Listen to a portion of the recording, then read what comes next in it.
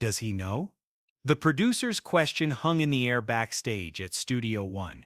It was 11:32 p.m., December 3rd, 1975. Through the monitor, they could see Johnny Carson delivering his monologue, the audience laughing on cue, the late-night television machine running like Swiss clockwork. "Know what?" Lucille Ball asked, not looking up from the notes she was holding, notes she had no intention of following. "That you're not going to stick to the pre-interview." Lucille set the papers down. She looked at the producer with the same expression she'd given William Frawley when he told her women couldn't run production companies. The same look she'd given CBS executives when they said her husband was too ethnic for television. "Sweetie," she said, "nobody tells me what to say anymore." In 8 minutes, she would walk onto that stage. In 12 minutes, the carefully scripted rhythm of The Tonight Show would begin to bend.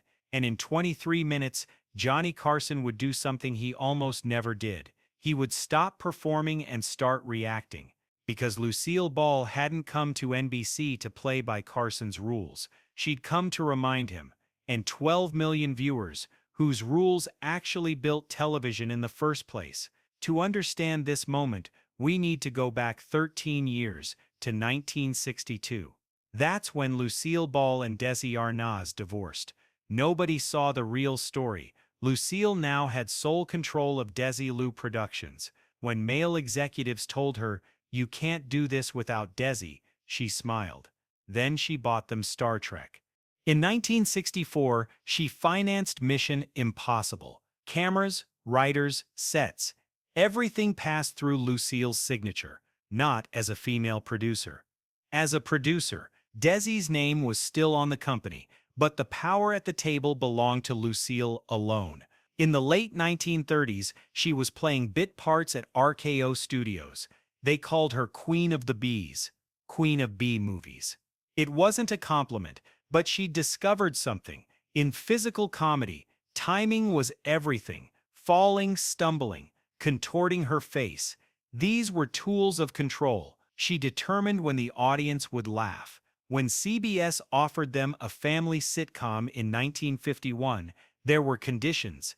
Desi looked too ethnic. He couldn't be the lead. Lucille rejected the offer. Instead, she went on a live tour across the country with Desi, from Kansas to Louisiana, performing in small theaters. The laughter exploded. Lucille went back to CBS. "See? There's your proof." I Love Lucy premiered in 1951. But Lucille didn't just act. She changed the production process. The 3-camera system, filming in front of a live audience, using 35mm film, all implemented at her insistence. When she got pregnant, CBS panicked. "We can't show this." Lucille wrote the pregnancy into the script. In 1953, Little Ricky's birth episode was watched by 44 million people, more than Eisenhower's inauguration. But behind this success was a war. It was the mid-1950s. America was in the grip of the Red Scare. FBI files surfaced. Lucille Ball had registered for Communist Party membership in 1936. Her grandmother had insisted. Lucille was 18. She'd never attended a meeting, but none of that mattered. Her career could have ended overnight. Desi Arnaz took the microphone live. Before an I Love Lucy taping, he said, "Lucille Ball is not a communist. The only thing red about her is her hair." The audience applauded. Years later, Lucille would say, "That night I learned that public opinion can destroy you in a second, but if the right people stand by you, they can save you too." Desi stood by her that night. In 1962, he no longer did. After the divorce, Lucille quietly took control of Desilu. Desi sold his shares. Male executives said a woman alone can't run this. Lucille sold the company to Paramount for $17 million within 3 years, on her own terms. By the mid-1970s, Lucille Ball was 64. The television world had changed. Young, male, sharp comedy dominated. Johnny Carson sat on the Tonight Show throne. Lucille's style, physical comedy, Exaggerated expressions was considered old-fashioned. She brought a new series project to CBS. In the meeting, a young executive said, "Lucille, we love you, but old women in lead roles don't sell anymore. The audience wants young faces." Lucille stood up, thanked them, left, but a calculation was turning in her mind. A week later, The Tonight Show invitation came. The production team did a pre-interview, prepared notes. Lucille gave polite answers to polite questions. All lies. December 3rd, 1975, 4 p.m. The phone rang at Lucille's Beverly Hills home. The Tonight Show assistant, "Miss Ball, you're ready for tonight? We're expecting you at 10 p.m. "I'm ready, honey." She hung up, looked in the mirror, her face without makeup, the wrinkles, the reality of a 64-year-old woman. "Old women don't sell," echoed in her ears. She smiled. She arrived at NBC Burbank at 9:45 p.m. In the green room, the producer came in. "Miss Ball, you look wonderful. Shall we review the pre-interview notes?" Lucille looked at the notes, the questions Carson would ask, the answers she should give. I love Lucy nostalgia, memories with Desi, classic jokes, safe, harmless, old legend treatment. She put the paper on the table. "I'm not using any of this. I'm sorry. Johnny's going to ask me questions. I'm going to answer, but I'm not saying anything on this list." "But Miss Ball, the show is live." "I know it's live, honey. I invented live television before you were born." The makeup artist would later say, "There was something in Lucille's eyes that night. She wasn't nervous. She was determined, like she was going into battle." As the assistant waited backstage, nobody noticed Lucille had thrown the notes in the trash. 11:25 p.m. Carson's monologue echoed through Studio One. Lucille stood backstage, staring at the stage curtain. A production assistant approached. "Miss Ball, 2 minutes. Ready?" "Yes." "Be careful on the stairs. Carson will stand to greet you." "I know how it's done." Doc Severinson's trumpet fanfare rose. Carson's voice, "Ladies and gentlemen, my guest tonight is one of the most iconic names in television history. The star of I Love Lucy, the legendary Lucille Ball." Thunderous applause. Lucille walked on. The first 5 seconds were routine. She smiled, waved, descended. Carson stood. They shook hands. But when Lucille sat, something in her posture changed. She crossed her legs, rested one hand on the armrest. She looked at Carson, not the audience. Carson opened Lucille. "Wonderful to have you here. Always a pleasure to see you." "Thank you, Johnny. Let's talk about I Love Lucy. Do you miss those days?" The pre-interview had the safe answer ready. Classic nostalgia. Lucille leaned forward.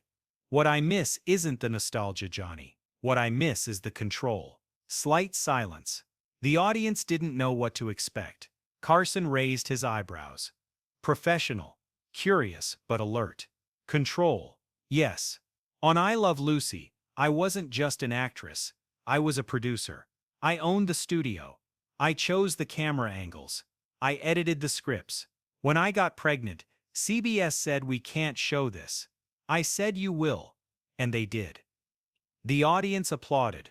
Carson smiled, but his eyes were calculating. This wasn't the pre-interview. Carson looked at his cue cards, but Lucille wasn't finished. "You know, Johnny, male producers always told me, 'Lucille, you just act, leave the rest to us.'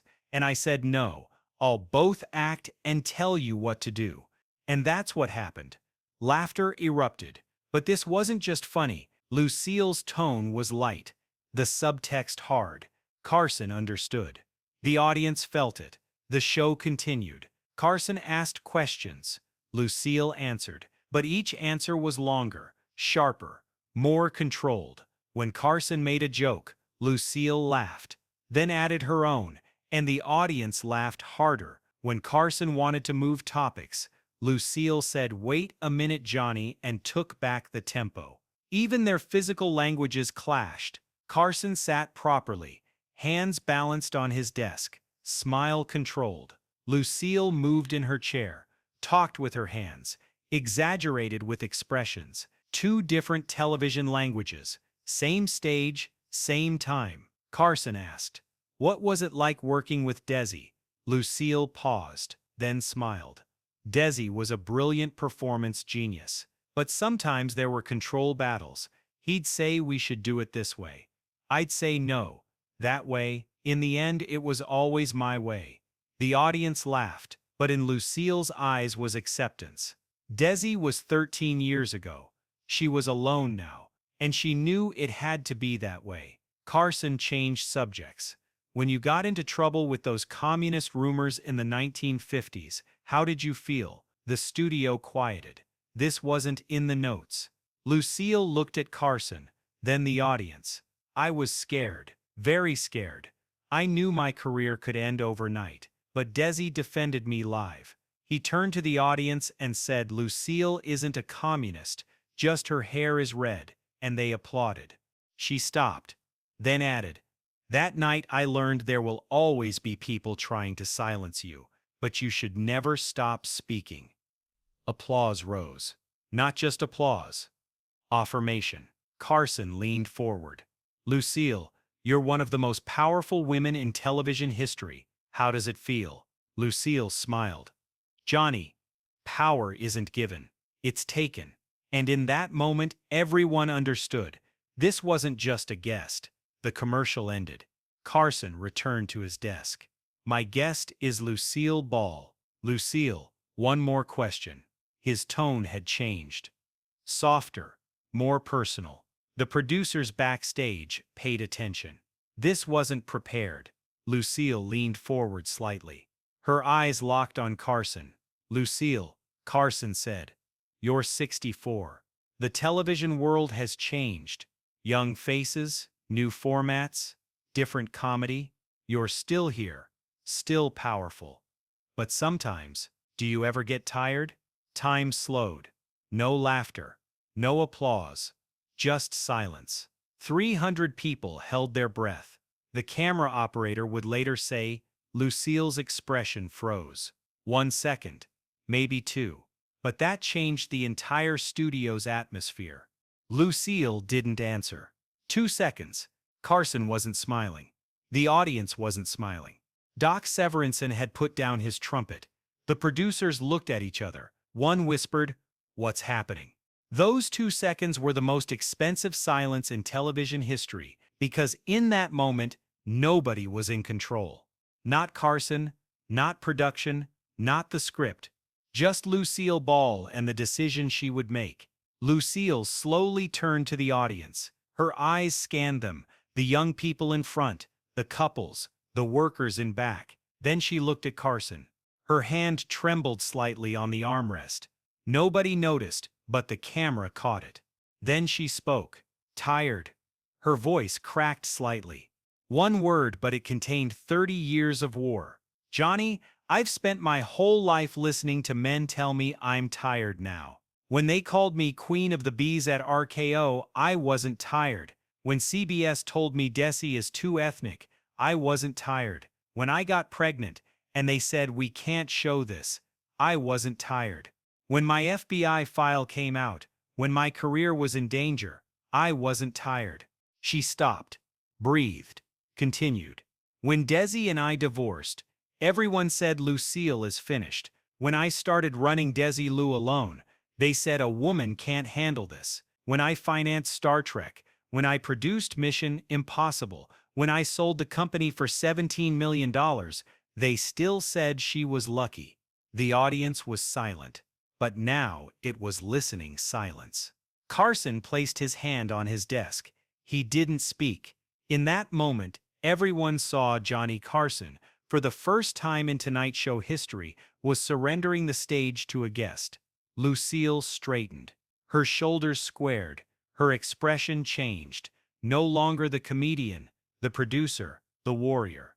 "Last week I took a new series project to CBS. I was going to star."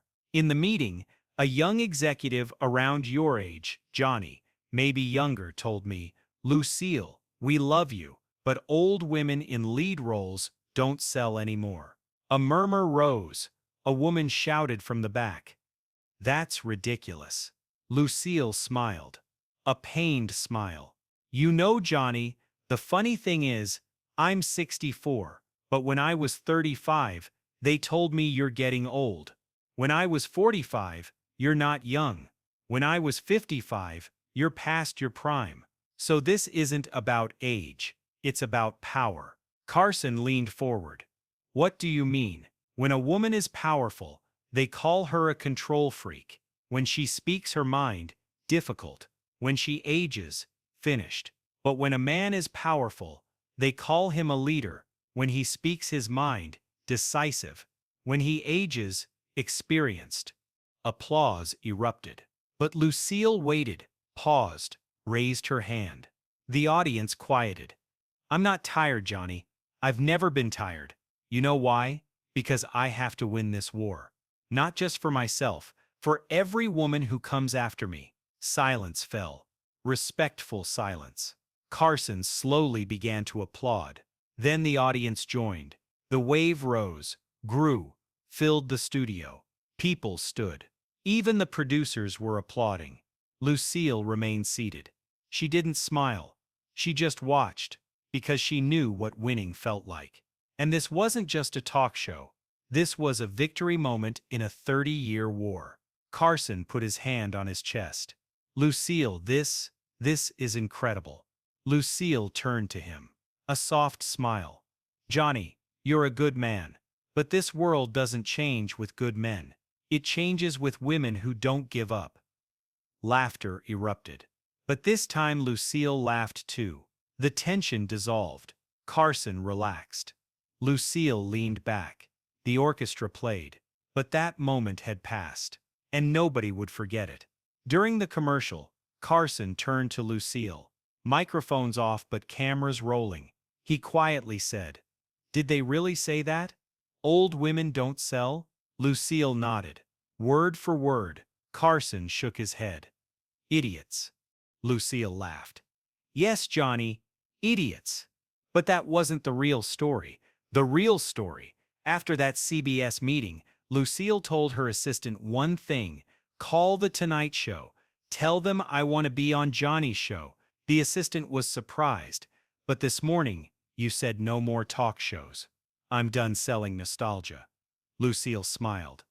I'm not selling nostalgia. I'm showing proof. Because Lucille Ball had figured out television ratings long before Johnny Carson. In the 1950s, filming I Love Lucy, she'd track Nielsen numbers every week, analyze which scenes pulled ratings, write scripts accordingly. Television is mathematics, she'd say. It looks like emotions sell, but really numbers sell. After that CBS meeting, she knew if she went on The Tonight Show and delivered a powerful performance live, the ratings would come the next morning, 12+ million viewers, and CBS would see those numbers. Old women don't sell was a lie. Lucille Ball sold. She always had. She just needed to prove it. And that night, on Johnny Carson's stage, she did. A young production assistant backstage would later say that night Lucille Ball wasn't just a guest. She gave a master class, not to Carson, to the television industry. The message was, you can try to erase me from the book, but I own this book. And 3 days later, the call from CBS came. But that wasn't the important thing. The important thing, that night 12 million people sat watching Johnny Carson's show, and they saw Lucille Ball's 2-second silence. They saw that look, they heard those words. And thousands of them, maybe tens of thousands, women sitting in front of the television, thought about the "you're old, you're tired, you're finished" comments in their own lives. Lucille Ball didn't become a talk show guest that night. That night she became a revolution. The show ended at 11:58 p.m. Carson extended his hand. Lucille Ball, ladies and gentlemen. They shook hands. But Carson's grip was different. Tighter, longer. There was acknowledgement in his eyes. The audience applauded standing. Lucille waved, smiled, left. As she climbed the stairs, the orchestra played the I Love Lucy theme. But Lucille didn't pause, didn't look back. Backstage, the producers were silent. One whispered, "Carson never did anything like that." Another answered, "Because a guest like that never came." In the green room, her assistant jumped up. "Miss Ball, you were amazing." Lucille raised her hand. "Could you get me some water, honey?" She took the glass, sipped, looked in the mirror. The makeup was still in place. Her hair was still perfect, but there was fatigue in her eyes. Good fatigue. A warrior's fatigue after battle. Her assistant came over. "You really didn't follow the pre-interview at all." Lucille smiled. "No, I didn't." "But why?" Lucille turned to her. "Because, honey, I haven't been following other people's scripts for 30 years. I wasn't going to tonight either." Then she said something the assistant never forgot. "See, I can still do it." 3 days later, December 6th, 1975, Lucille was having breakfast when the phone rang. "Miss Ball, this is CBS. Mr. Henderson wants to see you. Can we schedule a meeting about the project?" Lucille smiled. "Sure, Monday at 2? That works. But this time I'm bringing the script." She hung up. The ratings had come Tuesday morning. Tonight's show's December 3rd episode, 12.4 million viewers, the second highest that month. Lucille's segment was the most watched 18 minutes. CBS had seen it and understood. The project was approved. But Lucille set the terms: final say on script, producer credit per episode, fee increase. CBS accepted everything. The series began filming in spring 1976. It lasted 2 seasons, then closed. But that didn't matter. Because Lucille Ball didn't do that project to win. She did it to prove. Years later, a journalist asked Lucille, "What do you remember most about that 1975 Tonight Show appearance?" Lucille thought. "I remember Carson's face, that 2-second silence, and that night I told myself, you won't give up." And I didn't. So looking back, what was that night for you? Lucille smiled. "It was a victory. But not just for me. For everyone who's heard you're old, you're tired, you're finished." What happened? December 3rd, 1975. On The Tonight Show wasn't just a guest interview. That night, Lucille Ball wrote a message into television history. You give yourself power. You take power from yourself too. Carson never forgot that night. Years later, he said, "When Lucille Ball came on my show, I was at the desk. When it ended, I was still at the desk. But the power had changed. She reminded me she shouldn't be controlled on stage because the control was already hers." Today, Lucille Ball is called the sitcom queen. But that's incomplete. Lucille Ball didn't just do comedy. She changed television's language. She transformed the production system. And she stayed standing by, saying yes to every male executive who said no. What she showed that night wasn't just humor. It was survival. And maybe today someone needs to hear this story and understand: don't let them make you tired. Don't let them tell you you're finished. Because Lucille Ball started a revolution on Johnny Carson's stage at 64 years old, and you can too. Maybe today someone is waiting to hear your voice, your idea, your courage. If this story moved you, share it and subscribe. Because here we tell the moments that shouldn't be forgotten.